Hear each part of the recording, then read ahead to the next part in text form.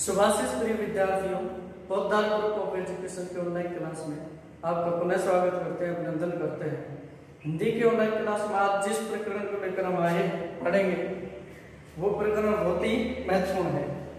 देखिए, बीए प्रथम वर्ष के सिलेबस में हिंदी साहित्य के अंतर्गत उपन्यास, परिभाषा, तत्व, प्रकार, उद्भव और विकास, ये प्रकरण सिलेबस के अंतर्गत है। तो हम सर्वप्रथम देखेंगे कि उपन्यास क्या है। उपन्यास शब्द पर चर्चा करेंगे। उपन्यास, ठीक है। उपन्यास शब्द पर हम चर्चा करेंगे। इसका मतलब होता है उपन्यास शब्द उप, समीप, न्यास, हाथी, यानी उप, इसका मतलब होता है समीप, है ना। न्यास, इसका मतलब होता है थाती, अर्थात मनुष्य के निकट, मनुष्य के निकट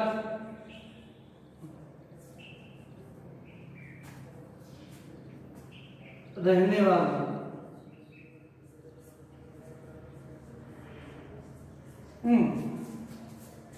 उप का मतलब होता है समीप, बिल्कुल पास में। न्यास का मतलब होता है थाती, अर्थात मनुष्य के निकट रहने वाले, मनुष्य के पास रहने वाले, है ना, है ना, मनुष्य के पास रहने वाले, ऐसी मनुष्य के निकट रखी हुई वस्तु, कोई भी वस्तु जो मनुष्य के पास रहती हो, है ना, मनुष्य के निकट रहने वाली, यानी बिल्कुल कोई वस्तु हो, पदार्थ हो, है ना, या कोई थाती हो, वस्तु, कोई भी चीज हो सकती है, उसके बिल्कुल निकट रहने वाली है ना।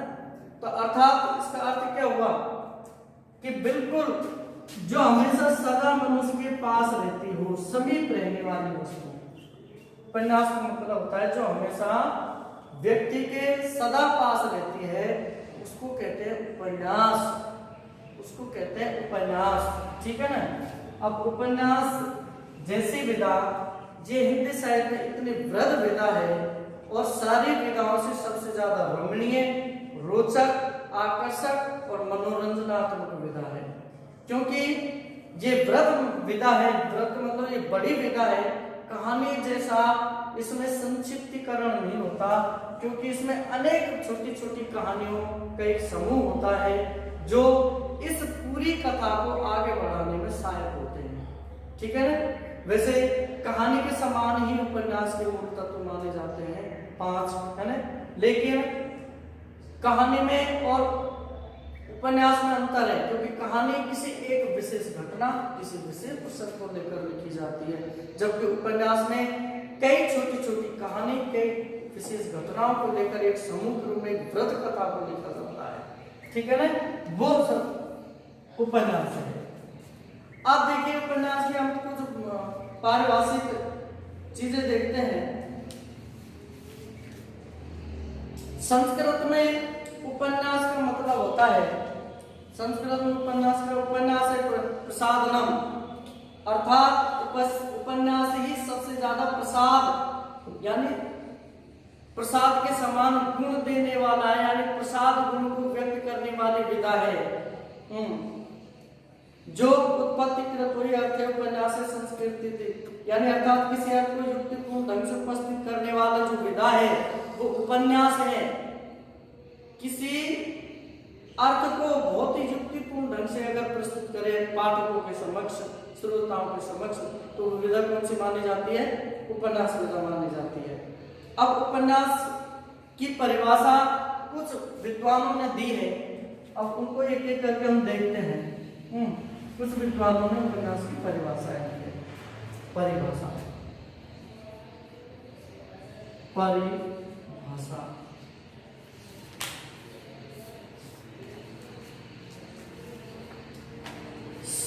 डॉक्टर श्याम सुंदर दास, डॉक्टर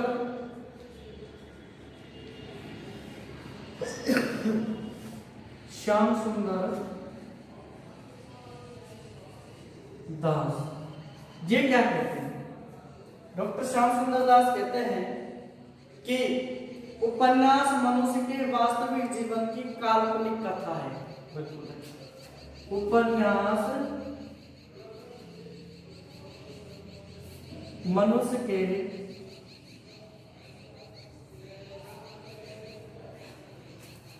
वास्तविक जीवन की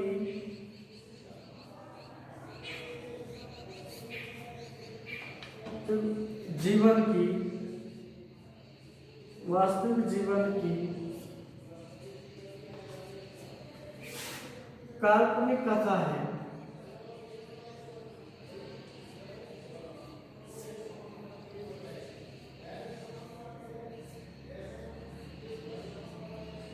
ये डॉक्टर श्याम सुंदर दास ने कहा कि उपन्यास मनुष्य के वास्तविक जीवन की काल्पनिक कथा है। जो मनुष्य का जो जीवन होता है और जो मनुष्य के जीवन में जितनी भी विभिन्न घटनाएं घटित होती हैं, है ना, वास्तविक रूप से, तो उस वास्तविक जीवन को एक साहित्यकार, एक रचनाकार कल्पना के रंग चढ़ाकर, कल्पना की चश्मे चढ़ाकर उसको रोचक और मनोरंजनात्मक बनाता है। यानी मनुष्य के वास्तविक जीवन का एक काल्पनिक दृष्टिकोण है। श्याम सुंदर दास गुलाब राय जी कहते हैं कि उपन्यास के कार्य कारण श्रृंखला में बधा हुआ वो गद्य कथानक है जिसमें अपेक्षाकृत अधिक विस्तार और गोपनीयता अधिक मानी जाती है। ठीक है ना। ये कुछ विद्वान हैं, डॉक्टर श्याम सुंदर दास ने कहा, कुछ पाश्चात्य विद्वान भी हुए जिन्होंने उपन्यास के बारे में बहुत सारी बातें हमें बताई, उनके नियमों सिद्धांत भी बताए, है ना। मुंशी प्रेमचंद कहते हैं कि मैं उपन्यास को मानव चरित्र का सबसे उत्तम क्या मानता हूँ, आधार मानता हूँ, सबसे उत्तम मानता हूँ। मैं मानव चरित्र का सबसे उत्तम विधा मानता हूँ इसको, उपन्यास को, क्योंकि मानव चरित्र पर प्रकाश डालना और उसके रेशों को खोलना उपन्यास का ही धर्म है। उपन्यास के द्वारा ही मनुष्य के रेशों को खोला जा सकता है, उसके जीवन चरित्र को पढ़ा जा सकता है। आगे जी कहते हैं उपन्यास व्यक्ति के अपनी परिस्थितियों के साथ संबंध के व्यक्ति के उत्तरोत्तर विकास का प्रतिनिधित्व करता है। अर्थात उपन्यास कोई भी व्यक्ति है वो अपनी परिस्थितियों के साथ संबंध के व्यक्ति जीवन से क्या संबंध है उसका, उसकी उत्तरोत्तर विकास का प्रतिनिधित्व करती है। डॉक्टर गोविंद त्रिगुणायत का कथन है कि उपन्यास मानव जीवन का वह स्वच्छ और यथार्थगत में चित्रण है जिसमें मानव मन के प्रसादन की अद्भुत शक्ति के साथ साथ उसके रहस्य के उद्घाटन तथा उसके उन्नयन की विचित्र क्षमता भी होती है। इसी प्रकार अंग्रेजी में उपन्यास को नोवेल कहा जाता है। कुछ अंग्रेजी विद्वानों के द्वारा उपन्यास के बारे में बताया, वो कहते हैं शिपले के अनुसार नोवेल शब्द से एक नवीन प्रकार का प्रकथन प्रधान सूचना का बोध होता है जिसमें आधुनिकता और सत्य दोनों की प्रतिष्ठा पाई जाती है। नोवेल में आधुनिकता और सत्य दोनों का बोध होता है उपन्यास से। अर्नेस्ट वेबर के अनुसार उपन्यास को हम गद्य में कल्पित आख्यान के माध्यम से की गई जीवन की व्याख्या कह सकते हैं, यानी कल्पित जीवन की गद्य में व्याख्या कह सकते हैं। अर्नेस्ट ने यह कह सका। वेस्टर्न के अनुसार उपन्यास एक ऐसा कल्पित विशाल काय तथा गद्य में आख्यान है जिसमें एक ही कथानक के अंतर्गत यथार्थ जीवन का प्रतिनिधित्व करने वाले पात्रों और उसके क्रियाकलापों का चित्रण रहता है। इस प्रकार हम देखते हैं कि अनेक हिंदी और अंग्रेजी के विद्वानों ने उपन्यास के अलग अलग परिभाषा दी है। इससे एक निष्कर्ष निकलता है कि उपन्यास क्या है, जो मनुष्य है उसका जो जीवन है, उस जीवन का संबंध इस पूरी सृष्टि से है, उसका जीवन प्रत्येक पदार्थ से संबंधित है। उस जीवन को, उस मनुष्य के जीवन चरित्र को सामाजिक, आर्थिक और धार्मिक और प्रकृति रूप से, नैसर्गिक रूप से जो संबंध स्थापित किया जाता है कल्पना के माध्यम से, सुंदर ढंग से उसको सजाकर जो संबंध स्थापित किया जाता है वो ही उपन्यास माना जाता है। तो इस तरह कुछ विद्वानों के द्वारा हमने उपन्यास की परिभाषाएं यहाँ देखी, समझी। ठीक है ना। अब उपन्यास के जो तत्व हैं उनके बारे में हम पढ़ेंगे। अब देखिए सारे इन परिभाषाओं से ये स्पष्ट हो जाता है कि उपन्यास और जीवन का घनिष्ठ संबंध है। बिल्कुल है हमारा, यानी उपन्यास और जीवन का क्या है, एक घनिष्ठ संबंध है। उपन्यास का जीवन क्षेत्र में विचरने वाले पुरुषों, स्त्रियों, उनके पारस्परिक संबंधों, विचारों, अनुभूतियों, भावनाओं और प्रवृत्तियों से सीधा प्रयोजन है। उपन्यास का जो हमारा जीवन चरित्र है, जीवन चाहे पुरुषों का हो या स्त्रियों का हो, या पुरुषों और स्त्रियों के उनके जो पारंपरिक संबंध स्थापित हैं उनके बारे में हो, विचारों को, अनुभूतियों, आधार यानी भावना, प्रवृत्तियों पर, इनसे उपन्यास का सीधा संबंध है। वह मानव वर्ग उन भावनाओं की अपेक्षा नहीं कर सकता जिसके द्वारा उनका जीवन अनुशासित एवं परिचालित किया जा रहा हो। उपन्यास का उनके हर विचार पर दृष्टि डालता है, उनकी संवेदनाओं का संस्पर्श करता है, उनके साफल्य, वैफल्य तथा संघर्ष पर गंभीरता से विचार करता है। ये उपन्यास एक जीवन को कल्पित आधार देने वाली सबसे सशक्त विधा है उपन्यास। ठीक है ना। अब देखते हैं उपन्यास में तत्व कौन कौन से हैं, इन तत्वों के बारे में देखते हैं।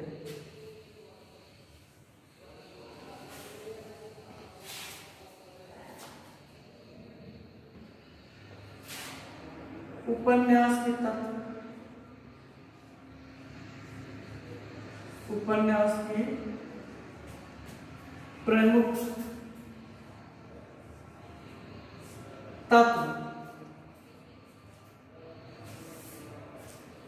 उपन्यास के प्रमुख तत्व कौन कौन से हैं? जिस प्रकार कहानी विधा के तत्व होते हैं, उस प्रकार नाटक विधा के तत्व होते हैं, उपन्यास के भी तत्व होते हैं। तो कुछ विद्वानों ने इनके 6 तत्व माने। कथा वस्तु, नंबर 1 कथा वस्तु, ठीक है ना। नंबर 2 कथा वस्तु के बाद पात्र और चरित्र चित्रण, पात्र और चरित्र चित्रण, ठीक है, पात्र और चरित्र चित्रण। इसके बाद तीसरा है कथोपकथन या संवाद, कथोपकथन या इसको संवाद कह सकते हैं, संवाद, ठीक है। नंबर 4 है देश काल या वातावरण,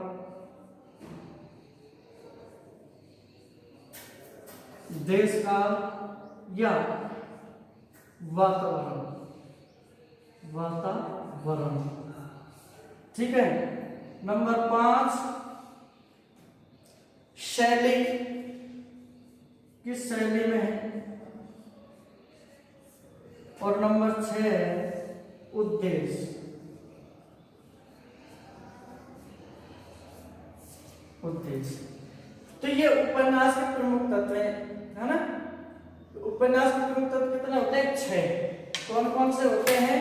कथा वस्तु, विषय वस्तु, है ना, पात्र और चरित्र चित्रण, कथोपकथन यानी संवाद, देश काल या वातावरण, शैली और उद्देश्य, है ना।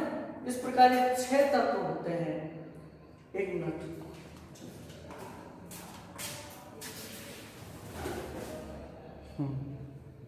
इन 6 तत्वों को अगर हम आधार माने तो एक उपन्यास की कथा वस्तु होगा। उपन्यास की जो विधा है, उसकी जो संरचना है, उसकी जो बनावट है, वो हमारे सामने परिलक्षित हो जाती है। क्योंकि हम जानते हैं कहानी में, नाटक में, अनुविधाओं में इस तरह की जो गद्यात्मक विधा है, उनमें इसी तरह सारे विधाओं के भी तत्व प्रमुख तत्व माने जाते हैं। कहानी में भी यही तत्व होते हैं सारे, है ना। केवल उनकी विषय वस्तु और शैलियां अलग होती है लिखने की, है ना, तरीका इनका अलग होता है, इनकी रचना का। बाकी सारे जो तत्व हैं वो कहानियों और उपन्यास नाटकों में एक जैसे ही होते हैं, ठीक है ना। तो इन बिंदुओं के आधार पर हम इन बिंदुओं के आधार पर एक उपन्यास की रचना कर सकते हैं। कथा वस्तु क्या है? कथा वस्तु का मतलब होता है किस विषय को लेकर हम उपन्यास लिख रहे हैं, है ना। विषय कोई पौराणिक भी हो सकता है, ऐतिहासिक भी हो सकता है, किस विषय को लेकर, या कवि के द्वारा स्वयं सृजित विषय भी हो सकता है ना। तो यहाँ विषय को लेकर लिखा जाता है। दूसरी बात, पात्र और चरित्र चित्रण है। सबसे इन जैसी गद्यात्मक विधाओं में पात्र का प्रमुख स्थान होता है। जब पात्र होंगे, है ना, तो विभिन्न, और कोई पात्र या नर पात्र या नारी पात्र प्रमुख पात्र होता है, उसके इर्द गिर्द अनेक सहपात्र होते हैं जो कथानक को आगे बढ़ाते हैं। उनके चरित्र चित्रण का इनमें व्याख्यान किया जाता है ना। एक महापात्र होता है। कथन या संवाद, इसका मतलब होता है डायलॉग्स, जिसको अंग्रेजी में कहते हैं। संवाद कैसे हो, है ना। संवाद किसी भी विधा को गति देने का काम करते हैं, है ना। संवाद क्या करते हैं, चाहे कहानी हो या उपन्यास हो या नाटक हो, ये क्या करते हैं, संवाद उस विधा को आगे बढ़ाने का काम करते हैं और विधा में मनोरंजन और एक ऐसा मोड़ लाने का प्रयास करते हैं जो पाठक वर्ग और श्रोता वर्ग जिसको पढ़कर सुनकर अपने आप को मनोरंजन पूर्ण महसूस कर सकें, अपने को अनुरंजित कर सकें। आगे देखिए, देश काल या वातावरण, क्योंकि हम जानते हैं इस संसार में कोई न कोई जो भी घटना घटी है, चाहे वो ऐतिहासिक हो, पौराणिक हो, धार्मिक हो, कैसी भी हो, वो किसी न किसी समय विशेष में घटी होती है, यानी विशेष समय में घटित होती है। तो वो जिस विषय में प्रसंग या कोई घटना घटित होती है, तो उस विषय का, उस समय का बड़ा विशेष महत्व होता है। तो उस समय का देश की क्या परिस्थितियां थी, कैसा वातावरण था, कैसा सामाजिक, धार्मिक और राजनीतिक और ऐतिहासिक कैसा वातावरण था उस समय का, तो ये भी इसका प्रमुख स्थान मतलब बिंदु है। इसके बाद पांचवा देखो, शैली। उपन्यास की जो शैली है वो कई तरह की शैली मानी जाती है। वर्णनात्मक है ना, तत्वात्मक, वाक्यात्मक है, ऐतिहासिक, तो कोई सी भी शैली हो सकती है। तो शैली अपनी, हर जो लेखक है गद्यात्मक उपन्यासकार अपने अपने अलग अलग रुचि के अनुसार शैली में उपन्यास का सृजन करता है। उद्देश्य, किसी भी रचना को लिखने से पहले, या चाहे वो काव्य हो या गद्य हो, है ना, कविता हो या गद्य हो, किसी भी रचना को लिखने से पहले उसका कोई ना कोई उद्देश्य जरूर होता है।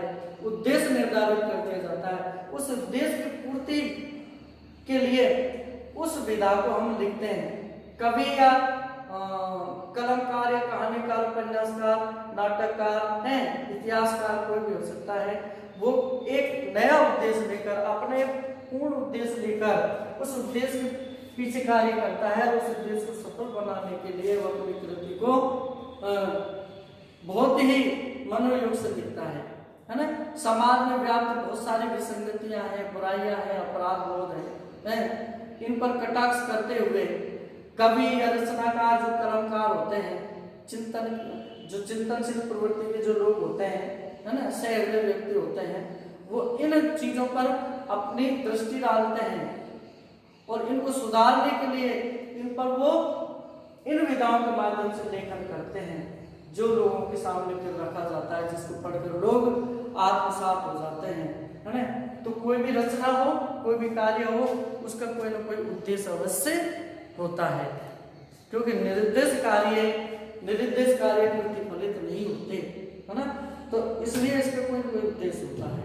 तो इस प्रकार ये 6 तत्व उपन्यास के माने जाते हैं, जिनके आधार पर उपन्यास का ढांचा खड़ा होता है। ठीक है, तो मैं समझता हूँ तुम्हारी समझ में भी आ गया होगा, है ना। और इससे आगे हम इसके तत्व के बारे में व्याख्या करेंगे। प्रकार भी, इनके वक्त कितने प्रकार के उपन्यास होते हैं, उद्भव और विकास, कैसे इनका विकास हुआ, इनको हम अगले वीडियो में आपको बताएंगे। ठीक है, तब तक के लिए नमस्कार, धन्यवाद।